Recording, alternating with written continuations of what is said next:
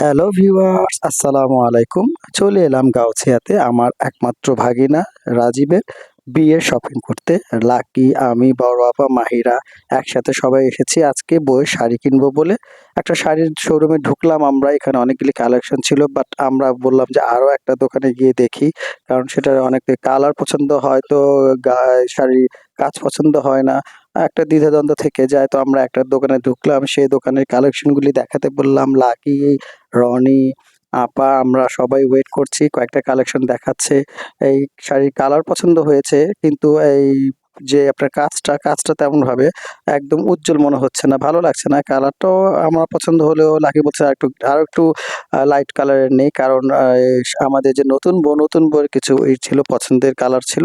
তার মধ্যে এই কালারটা ছিল একটা, হালকার মধ্যে নিতে বলেছে ও। তো এখানে এই কালারটা খুব সবাই পছন্দ করলাম যে না, এই শাড়িটার কাজটাও মাশাআল্লাহ সুন্দর। আর ইন্ডিয়ান শাড়ি, ডিজাইনার শাড়ি সুন্দর। এটা ওড়না সেট সহ একদম সবাই পছন্দ করলাম, এবং এটা দামাদামি করে এটা নেওয়া হয়ে গেল আমাদের শাড়ি। আর দেখতে পাচ্ছেন খুব সুন্দর একটা বক্সিং করে দিয়েছে শাড়িটা।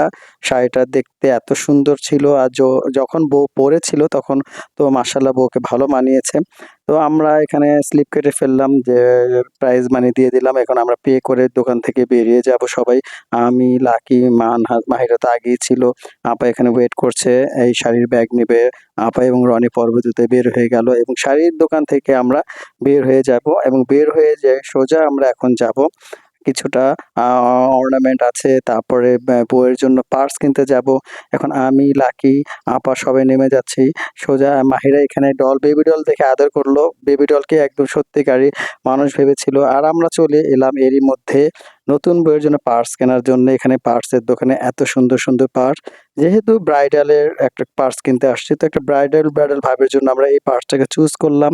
ভালো লাগলো যে শাড়ির সাথে এই পার্সটা মানাবে। পার্সও নিয়ে নিলাম। আমার পার্স নিয়ে সোজাই চলে গেলাম ইস্টার্ন মল্লিকাতে, একতলাতে। ইস্টার্ন মল্লিকাতে আমরা যে ইমিটেশন গহনাগুলি দেবে সে গহনার দোকানে।